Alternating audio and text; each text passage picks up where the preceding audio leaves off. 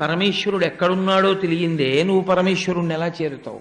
నారాయణుని చేరు దారిను హింపక దారుణాఘంబుల తగులువారు అంటారు. వరాహపురాణాన్ని అనువదిస్తూ ఒక మహాకవి చేసినటువంటి మాట. నారాయణుని చేరు దారి తెలియదు. ఎందుకు తెలియదు అంటే అసలు ఆయన ఎక్కడున్నాడని నీకు తెలుస్తుంది. నారాయణ అంటే ఎవరు? నారాయణుణ్ణి ఎలా చేరడం అంటే, నారాయణ అంటే ఉపాసన రీత్యా చెప్పవలసి వచ్చినప్పుడు సమస్త శబ్దములు దేని యందు లయమైపోతాయో, సమస్త శబ్దములు దేని నుండి ఉత్పన్నమవుతాయో అదే నారాయణ. అంటే మీకు కొంచెం అయోమయంగా ఉందండి, మీరు చెప్పింది స్పష్టంగా మాకు అవగతం కాలేదు అంటారు మీరు, నాకు తెలుసు. నారాయణ అన్న మాటని కొంచెం జాగ్రత్తగా అర్థం చేసుకోవలసి ఉంటుంది. ఇప్పుడు ఒక అందమైన వస్తువు ఏదైనా కనపడింది అనుకోండి, మీకు ఇది ఎవరిదండి అని అడుగుతారు. ఒక ఇల్లు చాలా బాగుంది అనుకోండి, చాలా గొప్ప ఇల్లు కనపడింది, ఈ ఇల్లు ఎవరిదండి అంటారు. ఇల్లు ఎవరిదండి అన్న తర్వాత ఈ ఇల్లు కోటేశ్వరరావు గారిదండి అన్నారు అనుకోండి, ఎవరు కట్టారండి ఇలాగా, చాలా బాగా కట్టారు ఇదంతాను అంటారు. కట్టినవాడెవరు, ఎవరిది, ఈ రెండు ప్రశ్నలు అడుగుతాం మనం. ఓ కుర్చీ చాలా బాగా తయారు చేశారనుకోండి, ఎవరిదండి ఈ కుర్చీ అంటాం, కోటేశ్వరరావు గారిదండి అన్నాం. కోటేశ్వరరావు ఎవరితో చేయించారండి అని అడుగుతాం. ఎవరితో చేయించారు, ఎవరిది, ఈ రెండు ప్రశ్నలు మనం సాధారణంగా లోకంలో ఎప్పుడూ వేస్తూ ఉంటాం. తెలిస్తే ఎందుకు అభినందిస్తారు, మీరు సంతోషిస్తారు. ఓ కోటేశ్వరరావు గారిదా, కోటేశ్వరరావు మీకు చాలా మంచి కుర్చీ ఉందండి అంటారు. మీరు అలాంటి కుర్చీ చేయించుకోవాలనుకున్నారనుకోండి, నేను ఎవరితో చేయించుకున్నానని చెప్పానో ఆయన దగ్గరికి మీరు వెళ్ళి చేయించుకుంటారు కాదు. మీరు నారాయణ అన్న శబ్దాన్ని పరిశీలనం చేసేటప్పుడు కొన్ని విషయములను తెలుసుకుని ఉండవలసి ఉంటుంది అంటుంది శాస్త్రం. వ్యాఖ్యానం చేసిన పెద్దలు కొన్ని వేల పేజీలు చేశారు. నారాయణ అన్నిటి యందు ప్రవేశించి ఉంటాడు. ఇప్పుడు నేను ఈ ఉత్తరీయం కొనుక్కున్నాను అనుకోండి, ఈ ఉత్తరీయాన్ని వేసుకున్నాను, కానీ ఉత్తరీయంలో నేను ఉండను.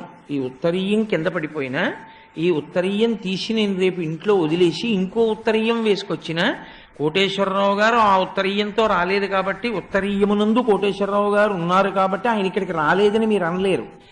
ఉత్తరీయము నాదైనా ఉత్తరీయములో నేనుండను, పెన్ను నాదైనా పెన్నులో నేనుండను, పుస్తకాలు నావైనా పుస్తకంలో నేనుండను, ఇల్లు నాదైనా ఇంట్లో నేనుండను. ఇంట్లో అంటే గోడలలో పరివ్యాప్తమై నేనుండను.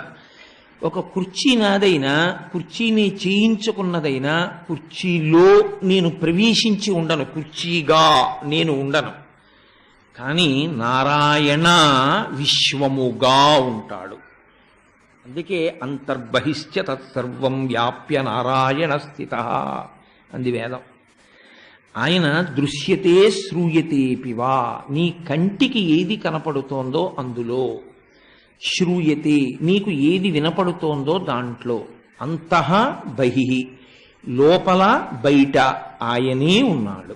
అయితే చిత్రం ఏమిటంటే, మనకి లోకంలో కనపడేటటువంటి వస్తువులు అన్నిటి యందు కూడా భిన్నములు ఉంటాయి. అంటే భిన్నములు అంటే ద్వంద్వావస్థలు కొన్నిటికి ఉంటాయి. పగలు సూర్యుడు ఉంటాడు, రాత్రి చంద్రుడు ఉంటాడు. నీరు చల్లగా ఉంటుంది, అగ్ని వేడిగా ఉంటుంది, ఆకలి బాధగా ఉంటుంది, కడుపు నిండింది తృప్తిగా ఉంటుంది.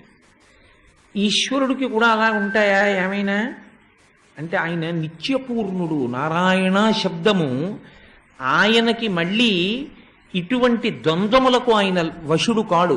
ఆయనకి ఒకప్పుడు ఎత్తుగా ఉండడం, పల్లంగా ఉండడం, కష్టంగా ఉండడం, సుఖంగా ఉండడం, కోపంగా ఉండడం, శాంతంగా ఉండడం, చీకటిగా ఉండడం, వెలుతురుగా ఉండడం, ఇవన్నీ ఆయనకు ఉండవు. ఆయన పరిపూర్ణుడు. ఆయన అన్నీ ఆయనగా ఉంటాడు.